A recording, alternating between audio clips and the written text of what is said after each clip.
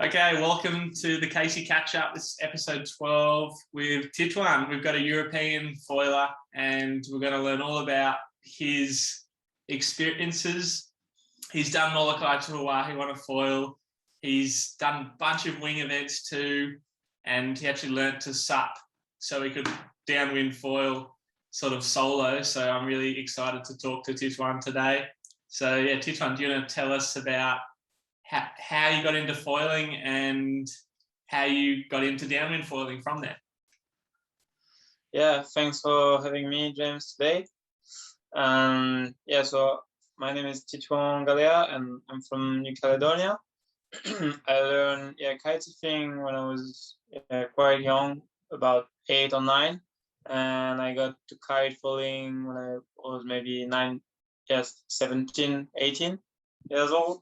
And I used to compete a lot on kite foiling events for more than 3 years. And before wing foiling, SUP, we start seeing SUP foiling or prone foiling too, like surf foiling. And I was in the beginning of this. So I started with downwinding, like towing with a boat. I started doing things like this with my cousin in Cal, Clement. And then in 2019, I see you guys on Maui to train for the Molokai to Oahu. That was my first competition on the SUP foil. And that was an awesome downwinders, 2 years ago, crossing the channel of Bones on the SUP foil. That was maybe 6 months, a year maximum I was doing it. And now we can see more and more people doing it. And also on prone and now wing foiling came over too, so it allows much more people to come and join the foiling party. Yeah, no, exactly. You've summed that well, mate. It's I remember you and I didn't realize, maybe I did, but you and Clement are cousins, so that's pretty cool that you get to travel with your cousin foiling. It's epic. Yeah, we didn't travel much, but we've done a few travel together. Yeah, how good. I wish my cousin foiled and I could travel with him or her. But I remember when I was in Maui, one of the things that really stood out to me was you and Clement. It was the first time I'd seen it. The wing surfing you guys were doing at Hukipa was insane. It looked like so much fun, and I didn't know how to wing. I'd never owned a wing at that point. It was all pretty new to me. But you guys really made me excited about it. So do you want to tell us about, I guess, your wing surfing experience? That was in August 2019, so that was really the beginning of wing foiling. I started probably in April, but that's pretty much where I realized that wing foiling was a lot of fun. It was the first time I think I was riding in a wave and catching a lot of waves and doing some turns and everything in the wave. So that was a really nice moment for me in my wing foiling progression. That was nice. We learned with my cousin there in 2019. Now the level, everything changed. I'm gonna try to do a video here in Hokipa to see the difference between 2 years ago and now. Yeah, I can't wait. I felt like you guys were ripping 2 years ago, and now I saw your. If people haven't seen, you've got to go watch Titouan's clip at La Perouse, right? That was crazy. It was solid, and it looks like your mate, who I think you're staying with, got cleaned up by a pretty big set while you were on the wave. Yeah, I was lucky. I was in Tahiti before coming here, and we caught probably some of you guys might hear about this big swell in Tahiti on Friday 13, and that was massive. I was pretty much watching. But I got some on tow foil too. It was nice on another reef. But it was insane to watch. And I flew one day after, so I basically caught the same swell here on the south shore of Maui. Right when I arrived, they come pick me up at the airport, and we went right away in La Perouse. And it was firing. The wind was a bit light, but I was a 6 session. I'm a goofy. So it was nice to have a left handler on on Maui, where it's only like rights normally. But yeah, I got a sick left with a side offshore wind. Yeah, perfect condition for me for wing foiling. That was perfect. We went 2 days in a row, and yeah, that was insane. Yeah, it's such an awesome place, La Perouse, like with the lava and the water's so blue. And, you know, when the wind comes up, normally that's the end of surfing. But for foiling and wing foiling, it's like game on. It's perfect. Yeah, yeah, that was a really nice landscape for sure. But it's happening so rarely apparently. Like I got apparently really lucky to catch this. Like it's not happening even every year. This size of waves with like wind and everything. Yeah, it was cool to watch. I remember I was watching your clips you're in Tahiti, and then all of a sudden I'm like, I've surfed that spot, and you're in La Perouse, so it's cool. So do you want to share with us what you got up to in Tahiti as well? Because I'm sure you've got some good stories from, you know, your recent trip to Tahiti as well. But yeah, surf foiling. Yeah. It's totally different. Like it's insane. Like the level of the rider doing everything. Yeah, especially surfing, but also foiling. They were like ripping, and that was insane to watch. Like Matahi, and there's another guy called Ari Oe, which is a local, and they're like just ripping on towing foiling. That was insane to watch. There, all the waves are like massive. There's no like small wave. Like everything is massive. It's crazy. Like compared to all the places I went, yeah, that was massive. So, and the wind doesn't come so often. So I had maybe one wing session. I mean, proper like big waves. I had some more session, but like small waves. But we were mainly towing with jet skis. But that was nice too, on small foil around like 500 centimeters square, and on some outside reef, so it was pretty safe. Yeah, we got some massive swell. I mean, for me, and yeah, that was really nice. Yeah, it'd be cool. The Tahitians, as you said, they're really taking it up a notch. They're next level. They are charging in these, you know, slabbing, barreling waves and the towing and you know, and the downwind and the winging as well. I'd love to get over there and like you did and have some sessions with them. Did you? And one of the a few people wrote in some questions, but one of the questions was, have you ever been barreled on a surf foil? So did you get close? No, not even close. Really, I don't want to die yet. Yeah, really. Too smart. Like, my life is too good. I love many things in the world, like not only water sports. So it's okay. I want to live longer. They can do what they want to do. I mean, I was happy with myself having some nice bottom turns, and even if I was a bit out on the shoulder for them, I felt really inside. But when I saw them, I was like, oh no, I'm not inside at all. Like really, it was insane to watch. Like I told in this guy, Ari Oe, and like I went first, and I was like, okay, I'm quite. I felt okay. I'm deep. I'm good. And then I saw this guy. I whipped him, and I was like, fuck, but he's like way too deep. He's never gonna like pass, make it. And the only thing I would have done at his place is just to go down and like try to pump and go, yeah, and then check. Because the only thing he found to do, like the better thing he found to do, was to lay down on his board on the bottom and almost get barreled laying down on I don't know, it was maybe 20 feet. No, not 20, but 15 feet. Yeah, it was easy. Wait, really, when I saw this, I was like, okay, yeah, that's next level.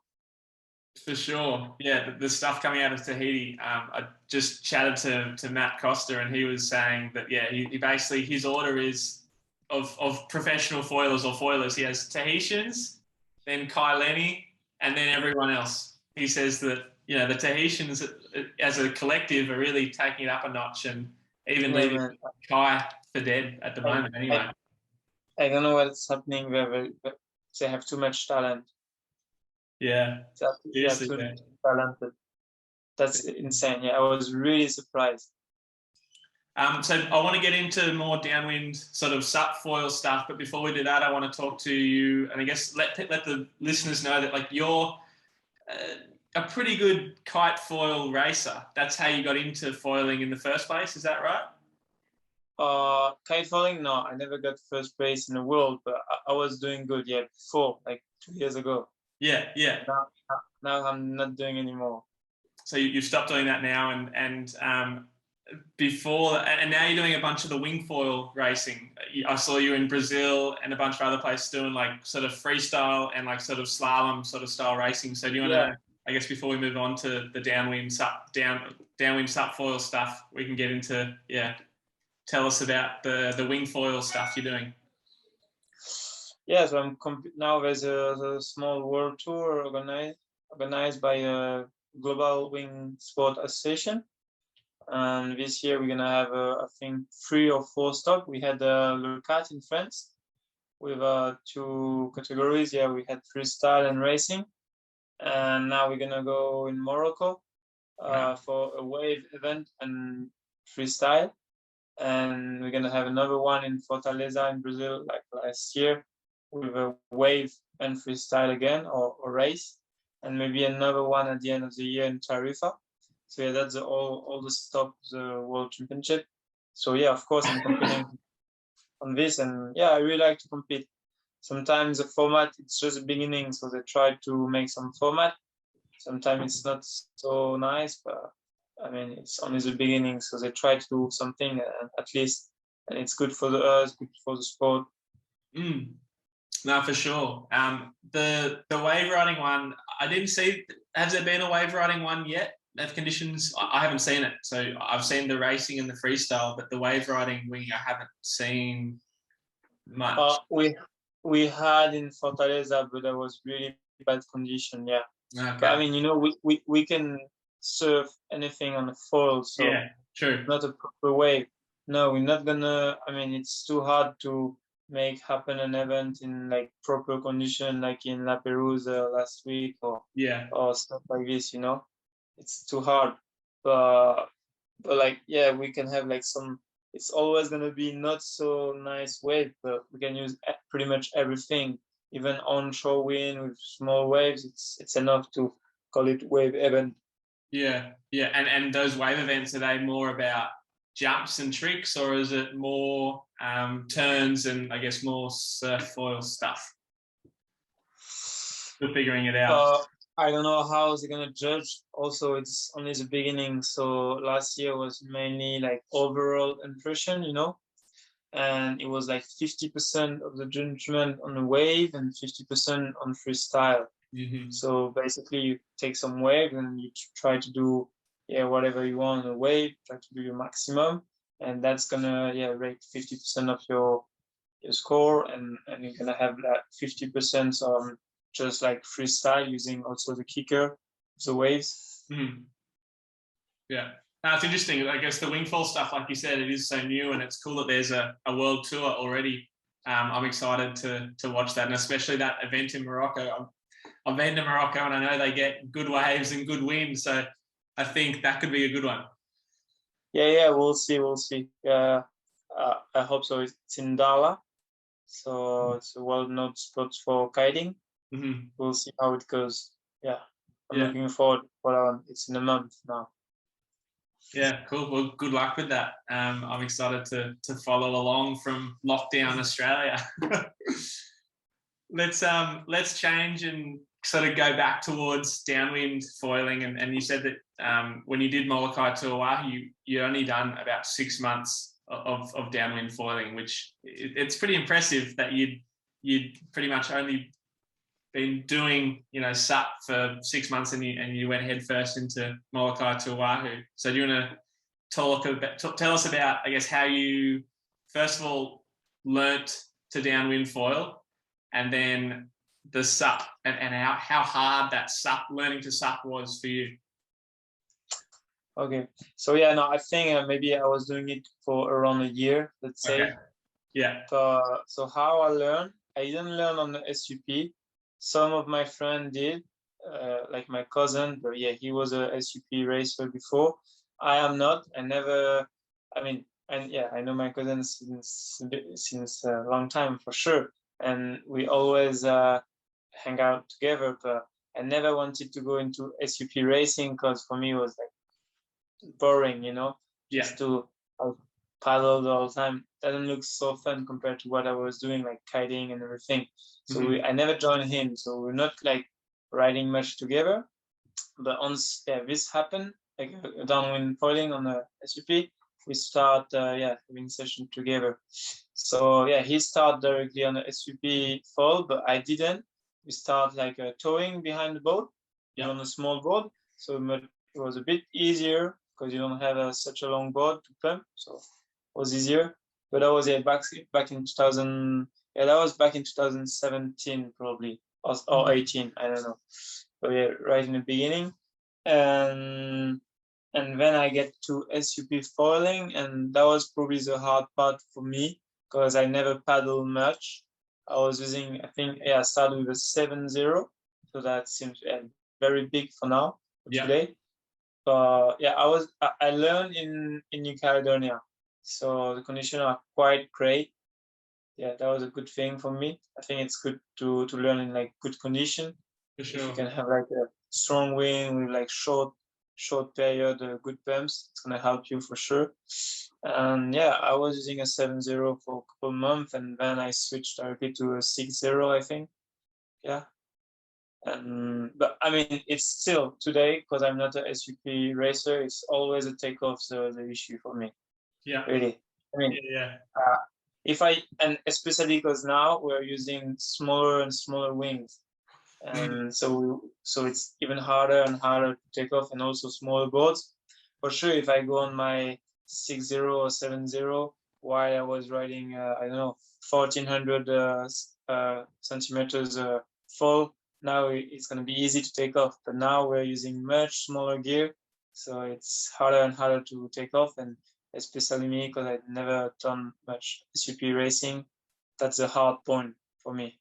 Yeah, for sure. And I totally agree. I've been out testing equipment, and sometimes you don't know if you're going to be able to paddle the foil up, because when you want to go faster, you want to use smaller and smaller foils.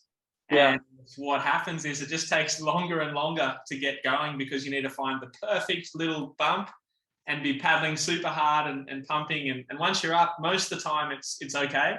But sometimes on a smaller foil, you're going to come down more often. So it's you find yourself, frustrated that you can't get going. So when people, and this is the same for when you're learning, and for those that are listening that are going through the process of learning, like what Titouan just said, starting on a big foil is great, and then when you progress, you want to go to a smaller foil. But Titouan's done Molokai to Oahu, and he still finds himself struggling because he's trying to use these smaller foils. So like you said, like a bigger foil is much easier to get up. So yeah, that's a good bit of advice for people. But even for you as a pro SUP racer, you can struggle sometimes to take off small wings? Yeah, for sure. I've the first time I tried the GL 140 when it first came out, it's like a medium surf wing. I have the sizes somewhere. People who are watching the GL 140, you can look it up, the size, but it's not a big foil. And I tried it out one day, and as I was paddled out, as I was walking out, someone said there was a dead whale out there, and I'd never paddled the foil up before, and I was like, okay, well, that's pretty good incentive. If there's a whale around, there's usually sharks.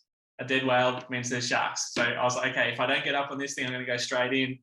And I managed to get it up after about 5 minutes, but I was pretty stressed that if I couldn't get up, it was going to be an issue. I've had times where on the NL 160, I've done like I've winged upwind and then deflated my wing and put it in a bag and then tried to paddle up.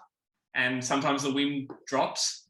And when the wind drops and you've got a wing in your backpack that's heavy from water and you're trying to paddle up, it makes it really hard. So I've had times where I've been out in the ocean kilometers, like 2 or 3 kilometers out to sea, because the wind's a little bit onshore, and I've been waiting. Like you start getting stressed and you panic and you chase all the wrong sort of bumps. So I'll just sit down and I'll take a few deep breaths and just sort of watch the bumps go by and look for the right one. and then I'll stand up. And normally it only takes 1 or 2 attempts after that. But yeah, there's definitely times as you said, Titouan, like I race stand-up paddleboards, and I am pushing the limits to use smaller and smaller foils.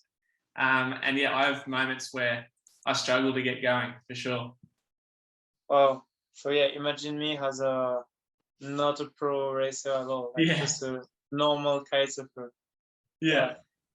So it's I guess when you learn to read the bumps, and then this is something that, like you mentioned, short period is best, and super windy is short period with strong wind is always the best.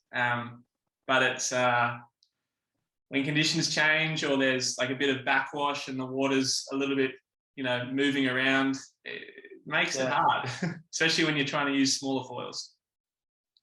Yeah, there are places here in the world that I went, especially some place in France too, but it's super hard to take off, like with long wave. Like some places it's super hard.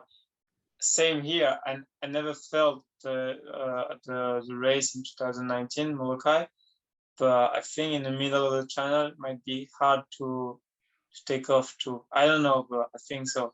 And also like staying up on the board, because everyone want to go on a smaller and smaller board. Now I have a 5.5, and really it's like tricky to stand up on it.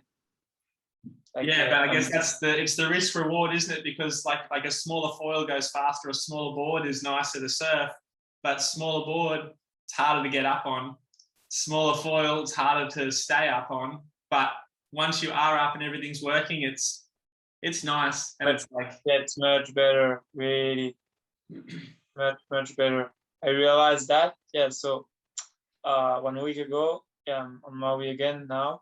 And 1 week ago, we crossed the channel again just for fun. And I done half on my SUP and the other half on my prone, but like towing from the boat. Yeah. And I mean, it was already good.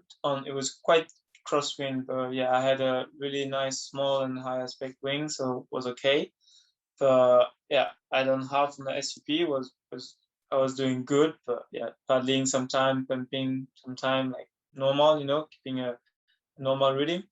And then when I switched to the prone with the same pole, same mast, everything, just the board, like I jump on I switched from the 5.5, my 5.5, which is a 78 liters, to a 4.4, which is 20 something meter, like a super small prone board.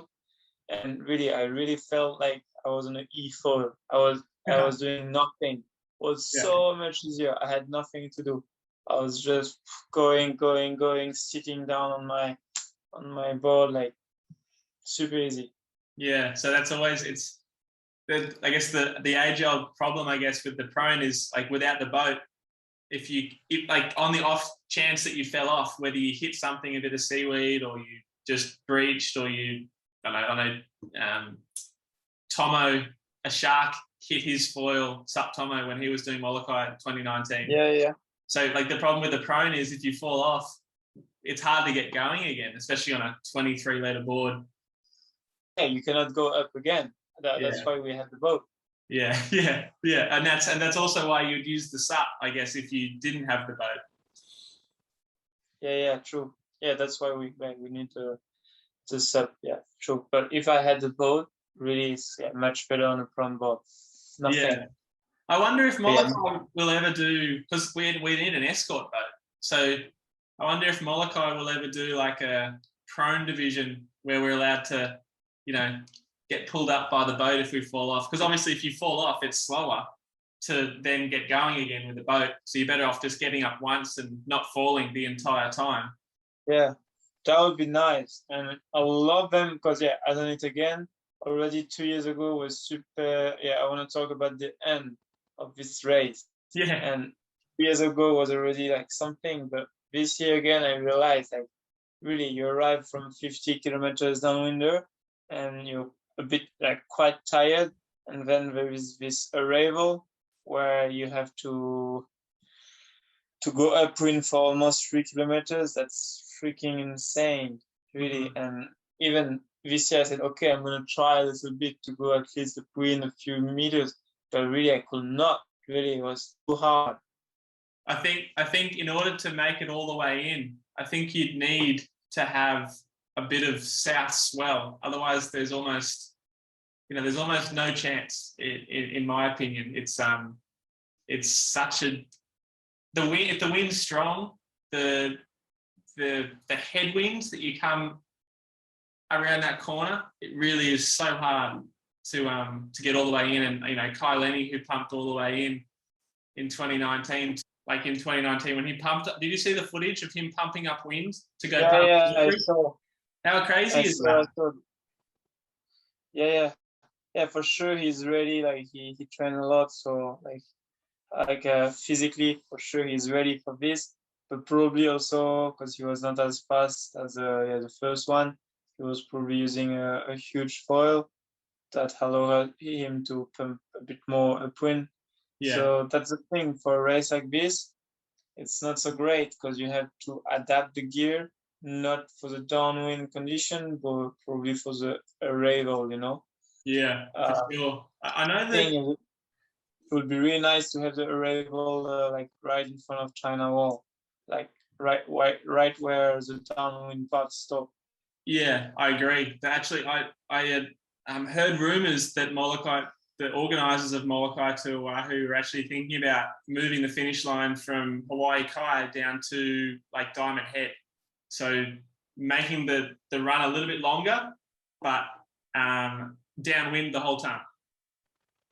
Making what a bit longer? The race, so they wouldn't finish at Hawaii Kai. They'd actually go all the way down to where the presentation was at the Outrigger Canoe Club, and they'd finish there. Oh yeah, that'd be cool, huh? Yeah, that would be nice for sure. Because on a foil, there's no doubt like we can go further. I'm sure you would have felt like. Unfortunately, we can get into that because you've done some long downwind runs. Yeah, we done with my cousin again. Yeah, last year we done 107 kilometers downwinder. Yeah, that was nice. Yeah, that was a long one. And you were moving like really good speeds. Yeah, not so much. I mean, compared to what we can get here on the Maliko run. Yeah, we done 12.5 knots average. Yeah, we done it in 4 hours 30, I think. 107 kilometers. But yeah, here I think the Spencers or other people are doing the run over 14 knots average. Yeah, but Maliko run is, that's such a good. Crazy. It's only short too, so like, but for 107 kilometers, 12.5 knot average. Like, I've done 100 and similar to you, and we had heaps of seaweed, so we were we took about 6.5 hours. Like, it was not fun. Oh yeah, definitely not fun. That's what I felt too. We never had any seaweed. We didn't feel once actually, both of us. But still, that was really not fun. Like the first part, you have a lot of fun, but then after, because it's always the same thing, like forever. You're just reading bumps, like placing yourself where you should go, and then going down, going up, going down. Like it's long, and like it was more not hard like physically, like in my legs, but more in the head. Yeah, that was too long for me. Yeah, I think Clement was okay, but really me, like I had headache like crazy. Yeah, and I think it's from reading the bumps. I don't know. But what course did you do? I guess for people listening, I'll put up a video so people can see it as well. But you went 107 kilometers along. It was in the Mediterranean, was it not? Yeah, it's in the Mediterranean. Yeah, and we start from Martigues, so right next where Marseille airport is, a bit south, with like strong west Mistral wind, we call it.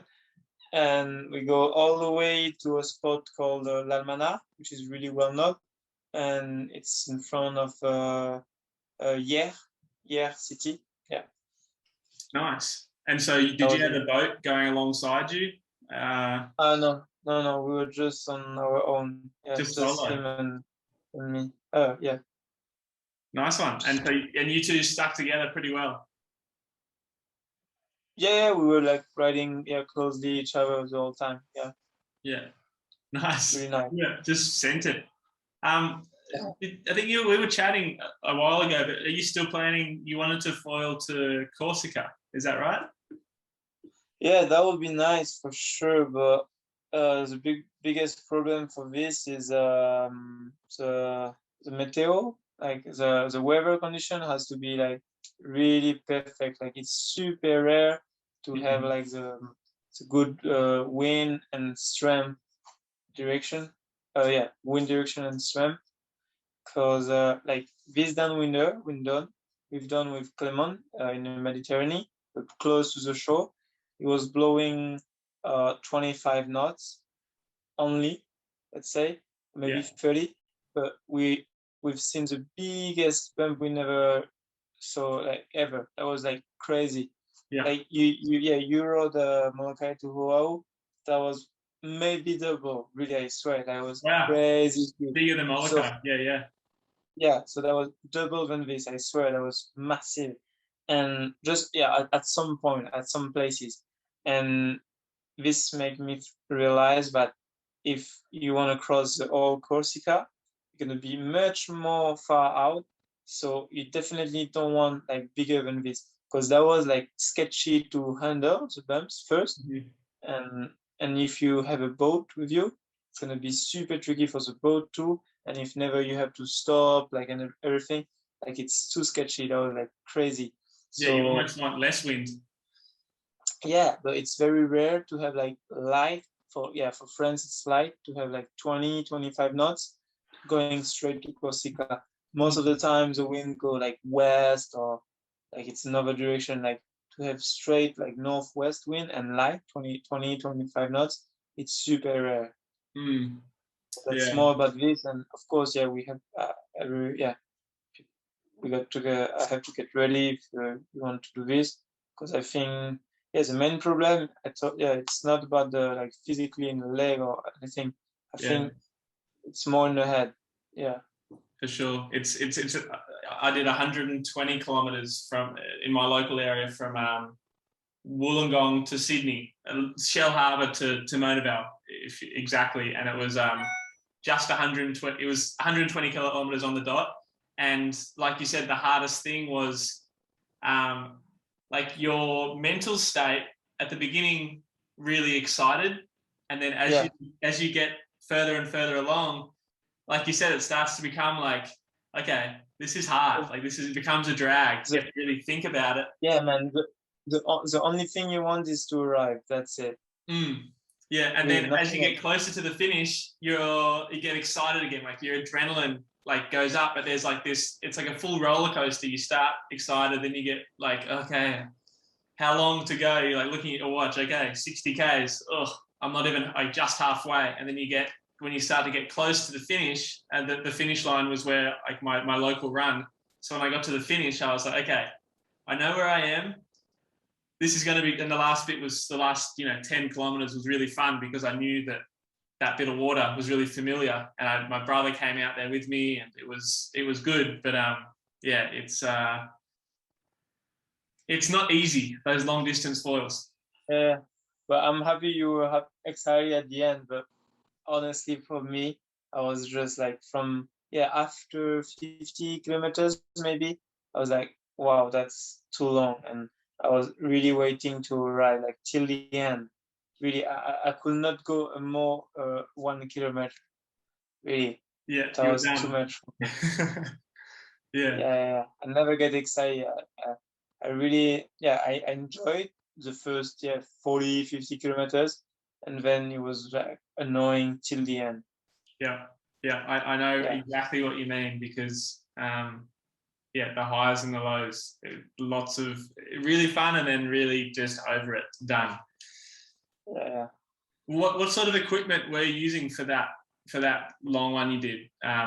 Board, foil, paddle, safety equipment? I was on the same board. It's a 5.5, and my foil. How wide is your 5.5? Because a lot of people there's a lot of discussions going on at the moment for people looking to get into downwind foiling, and there seems to be a trend towards longer and narrower, like skinnier, but 5.5 seems pretty short. I saw some boards a bit longer here too, and the shapes are interesting. But it's 22.2 wide. Narrow, yeah. So that's I guess why it's still easy to paddle up. What I found is like the production Casey Aviator is 6 foot by I think it's 27 wide, and that's for me it's hard to paddle up because of the width. But for most people learning to downwind, they need the width because they need stability because they can't balance on the board. So I've always say to people, I recommend going like you're better off going maybe 6'2" or 6'6" and going as narrow as like 24 or 25 because a narrower board you can get your speed quicker and it's easier to get that lift off. And with the foil, you have the foil to not have like this stability is easy to have it, you know. Yeah, you have the foil that keep you straight. It's like a big fin to help your stability. Yeah, definitely. And for this long distance, I was using I think a 1000 aspect wing. And you're sponsored by F1, so obviously F1 board, F1 foils. What length mast were you using? I have a 88 centimeters mast, but maybe it's a bit long. I don't know. Depending on the condition, sometimes in France it's nice to have, but like for normal run, I think 75, 80 is enough. Yeah, I agree with you. Because the problem with that long mast 88 is that it makes also the takeoff much harder. Like it's crazy difference between a 75 and an 85. Like it's much easier to take off a 75. Yeah, the shorter mast, the foil being closer to the surface, but also just the weight, the extra weight in a longer mast. I agree. I've tried a 90 centimeter mast downwind, and unless it's really, really windy, I don't like it. I prefer like 82 is what I use. Yeah, me too. Yeah, it's much better. Yeah. So for people learning out there, definitely if you have the option, definitely go for the shorter mast because it's going to be way easier to get up and going. Yeah, me too. My next mast is gonna be much shorter because I'm struggling sometimes getting up because I want to ride small wings and I have a small boat, so I'm gonna have a shorter mast for sure. I'm gonna keep the long one for like heavy conditions. What was the hardest thing for you learning? Like when you learned to sup downwind, what did you have the most trouble with? Was it like balance on a little board? Like you said, you started on a 7 foot board and a 1400 centimeter foil. What was the hardest thing? Just a takeoff. Yeah, for me it was a takeoff.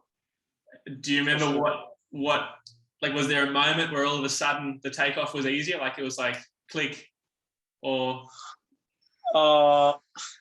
yeah, for sure. I learned how to read poems and take the good one to start. But still, even today, as I said, like I'm struggling because I don't have the power of a pro super racer, you know? That's the thing. So if I get the good huge pump, I'm gonna go for sure easily. But if like I cannot like flat start, you know? I mean, depend on the gear, but not the gear I'm gonna use on the Downwinder. I'm never gonna like take off on flat. So that's pretty much the power of paddling that I'm missing.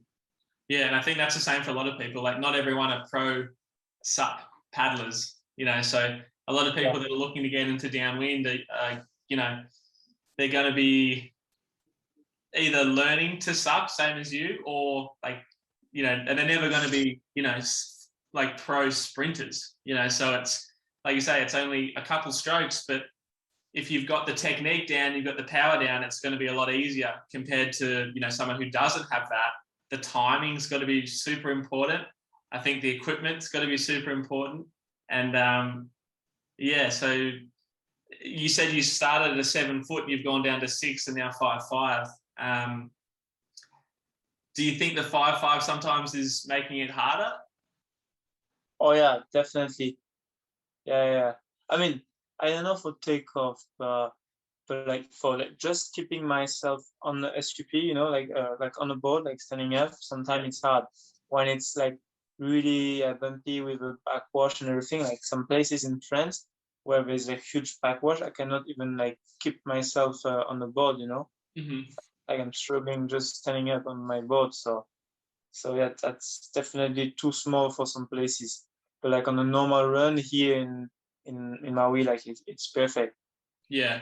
I've started on Jeffrey's SUP, which is like almost a prone board for me because I'm like 82 kilos and Jeffrey's like 60 kilos and his board is about 60 liters. And what I normally use is about 79, 80 liters. And I have gotten going on Jeffrey's board once. We swapped on a run before, and like if I wasn't paddling, I was literally like waist depth underwater.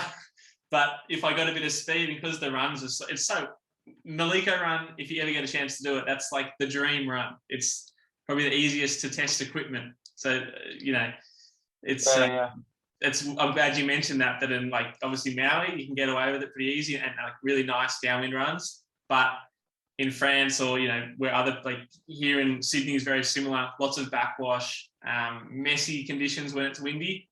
It's hard to get going. Yeah, definitely. Here it's very good condition. Yeah, I mean you've been to Hood River too. You did the race, was that 2 years ago or? Yeah, same. Yeah, 2 years ago.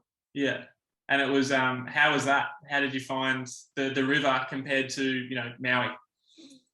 Oh, but it's the easier place I've been to for downwinding. Yeah, for sure. Yeah. Like it's not even, you don't have to, I mean, you still have to read, but it's much easier. It's like straight waves everywhere. Yeah, So because it's wind swell. Yeah, it's just wind. Yeah, and also for taking off, it's super easy because it's super short period. You have the stream, the current going against the wind, so it makes like super like good pumps, but super short period. Yeah, it's the best place and the most easiest place to take off and go downwinder for sure. Yeah, and I like it. Yeah, it was fun. Yeah, one thing I found, like, because I did a bunch of downwind runs in Hood River, but also on a race board. But I found that the difference, like the fresh water compared to the salt water, made it a little bit like harder balance wise. Like I was sitting lower in the water, and then also obviously being shorter period, I found a few people have mentioned. I haven't been to Hood River for years now, but people have said that they can't use the same foils they would use on a Maliko run as what they're using in Hood River because it's slower in the river. Yeah.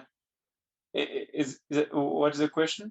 Do you find that the foils are like? Do you find that your speeds are slower in the river? Yeah, just from the current, from the upstream. Yeah. I don't think. Yeah, I mean, for sure it changed something. You're gonna go faster in fresh water a little bit. We realize it in kite foiling mainly. I mean, in kite foiling, that's what I remember. We've done some events, some world championship on some lakes, and we were going much faster downwind.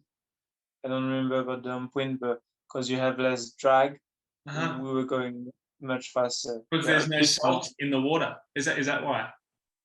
Sorry? Because there's no salt in the water, you're going faster. Yeah, you have less drag. Yeah. Yeah, that's really interesting. Yeah, we were going faster, but I mean, on big fall on downwinder, I don't think it make a huge difference. Yeah, the main thing is the current, but I think it's almost 3-4 knots some places. So yeah, for sure this makes a lot different. Yeah, that's from what I've heard. Now that because when I was at Hood River last, I was using the original Maliko from Go Foil, which is ancient history now. It's like foils have gotten so much faster over the last 5 years. So it's my speeds don't even compare. But just going from Hood River run to an ocean run, there's been a few comments from the Go Foil crew that they can use a much faster or smaller foil on a Molokai run than what they could use in even a really strong run in Hood River, just because of the current. Yeah. Sure. We've got a few more questions from some of the crew. Let me just bring them up. There's been a question on you to break down pumping technique. So tell us about what you do when you're thinking about like pumping, whether it be downwind or just linking waves. What's your view on pumping technique and breaking it down? What is breaking it down? Like explaining it step by step. Like how to pump a foil. Yeah, like what's your, like, how would you explain how to pump the foil? Oh, that's very hard and wide question. But I mean, yeah, it's pretty much the same for every foil. You're gonna try to keep the foil high. That way you're gonna have less mass length in the water, less drag, and you're gonna have more height to do the momentum, to keep the speed. And basically, yeah, you're just gonna go down and then up, pushing on your back leg as hard as you can, and also up, just gonna go down again and just keep going. And it's mainly, yeah, your back leg gonna tire first, I think. Yeah, for sure, because you're using the back leg to put the foil up. Like putting the foil down is quite easier. You just go with the gravity and the foil gonna glide down. But like afterwards, yeah, you have to push on the back leg, like to put the foil up once again, and yeah, you're gonna feel your back leg tiring after a while. And that's for sure. That's a good way to explain it. The front foot pressure is the easy part because your body weight just, gravity does it all. Whereas the back foot, that's when you're trying to unweight and get that extra bit of lift. That's the hard part. It's keeping that lift and that tip about keeping them as high as you can on your mast is a good one, because any unnecessary part of your mast in the water is just extra drag, and extra drag means you're going to gradually go slower and slower. I got another question as well. Where is the best? Okay, there's 3 questions in this. So first, where is the best surf foil wave in the world? Where did I get good condition for surf foil? I mean, I had many good sessions, many places, but yeah, I had a really insane session in Tahiti. Yeah, I don't remember the name of the pass, where it was exactly, but yeah, it was in Tahiti for sure. The water was like pristine, like super clear. I could see like all the reef. I really felt I was like skim about the reef, like just flying over it. Like, yeah, I could barely see the wave. Like, it was so clear. Yeah, that's a nice place to surf for me. Yeah. Really insane. All right, and then where is the best wing foil wave in the world? I think I'm gonna say at home in New Caledonia. Yeah, it looks good. There's 2 passes there. Sometimes are really insane, but I haven't been everywhere yet in the world. And yeah, I really also enjoy here on Maui in La Perouse. It was really insane. Felt a little bit like home because it's the left side of Shorewind. Yeah. But yeah, I'm sure there's many places to here for me now, and yeah, because it's my home, I really like New Caledonia. Yeah, great. And I notice you're a very good goofy footer. You like less. Yeah, man. Really, on the pole, going switch like with like changing your foot position, I think it's hard. Oh yeah, for sure. When I surf left, I just go backhand. I don't switch my feet. Yeah. So going back backside, the problem is you're not gonna be able to really read the wave. Like even I think it's more than on surfing already it's a bit harder. The unfoiling I think it's even worse. Yeah, and I think especially with the wing, it's even worse again because you got to hold it somehow. Yeah. Yeah, man. That's I got like pounded with backside waves many times in some places because it's super hard to read the wave. Yeah, for sure. All right, then the last one is, where is the best downwind run in the world?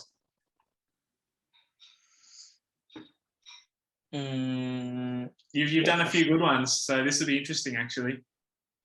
Yeah, for sure. The one on Maui are insane. Yeah, I really like the one on Maui. Maybe go your top three because I think I'm interested because obviously Maliko Run is really good. Yeah, Maliko Run is definitely really good. Yeah, actually the one in south of France can be really nice too. Like where we've been, yeah, can be really nice. And the last one where I've been already. I guess Tahiti in my head, I'm thinking like, did you do one in Tahiti? What about home in New Caledonia? Yeah. New Caledonia are not the best. They are good, but they're not the best for sure. Tahiti, not too, because the wind is not that strong actually. Was not the best for sure. No, really, south of France is really nice. Here too. And yeah, south of France because we can have wind over 50, 60 knots. Yeah. So that's insane. For sure, I had many good ones in south of France. And yeah, that's pretty much it. That's the two best places. I mean, in south of France, you have many places.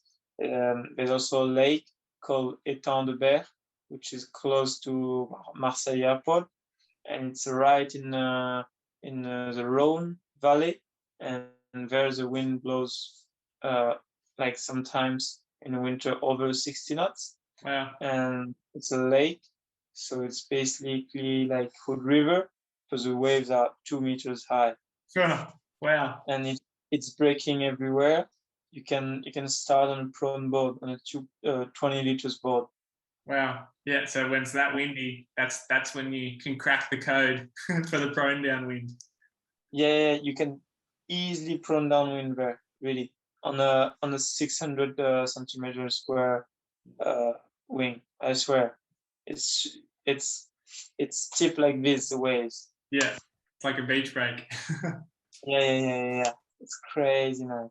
Yeah, well, I guess I hadn't. South of France wasn't on my radar, so I think a lot of people that are listening to this, I think they're going to add that to their list. If you're putting south of France up in the same level as a Maliko Run, then cool. Have to try it out.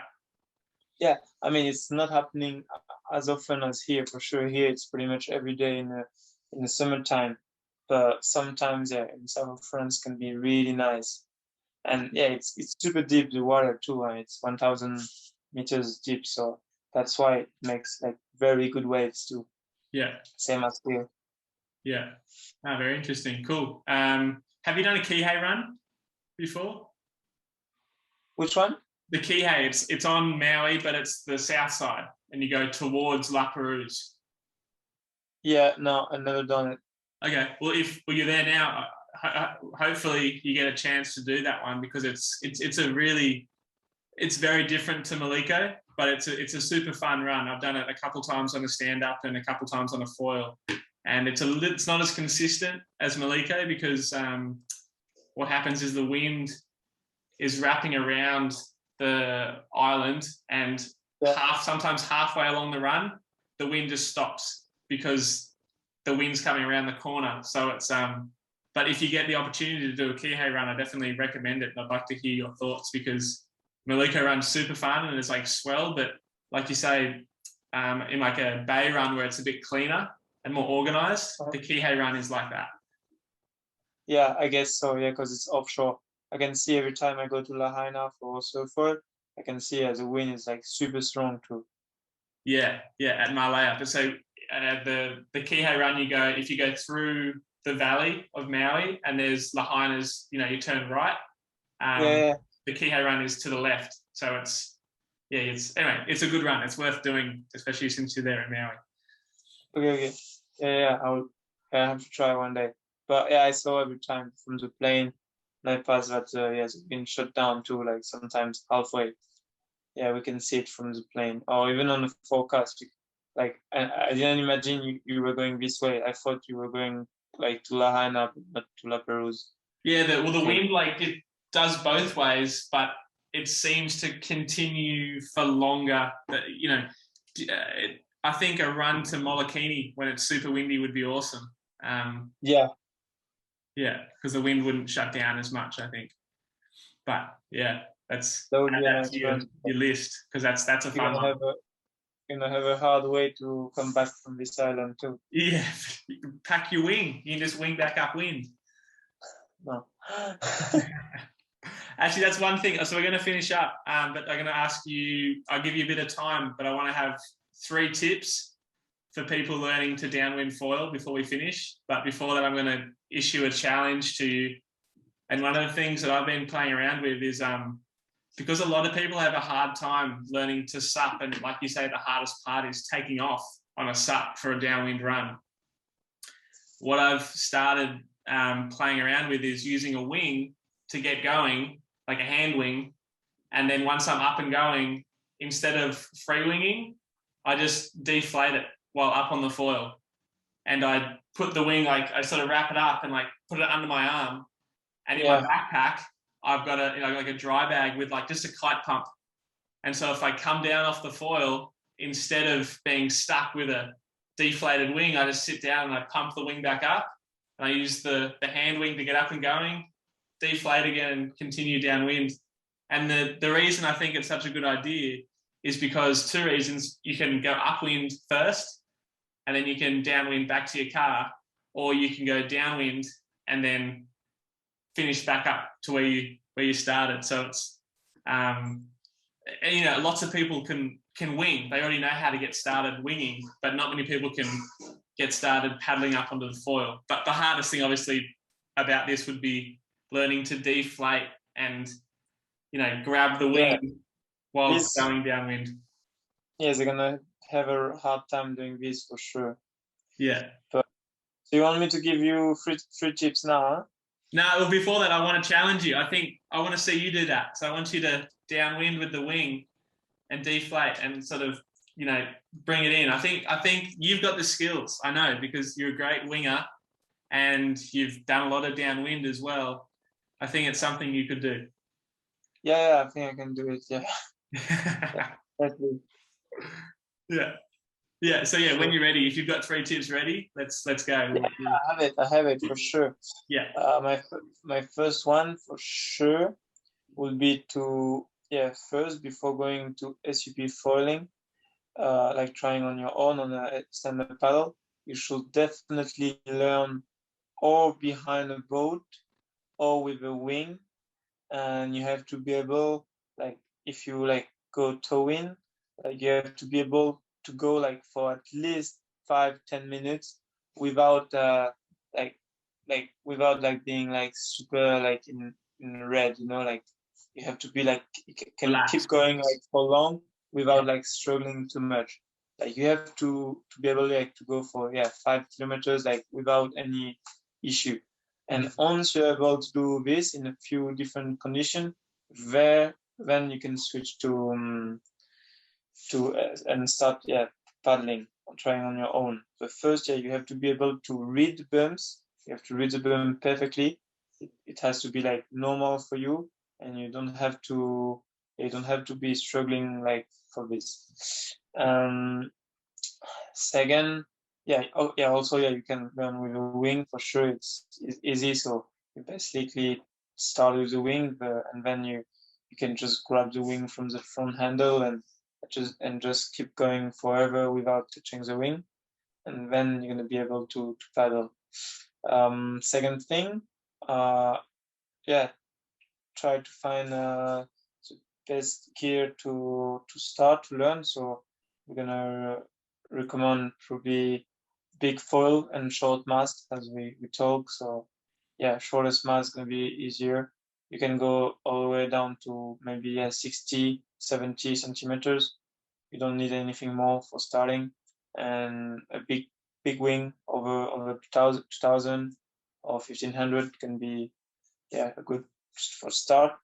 And third thing, I think it's good, not like me, but like to progress and learn a bit and practice on a normal stand-up paddle, like a race sport, and to just have the good movement and everything, like to get used to paddle, especially if you never start paddling, if you never paddling before. I think it's really nice to paddle a bit before on a stand-up, no common stand-up paddle.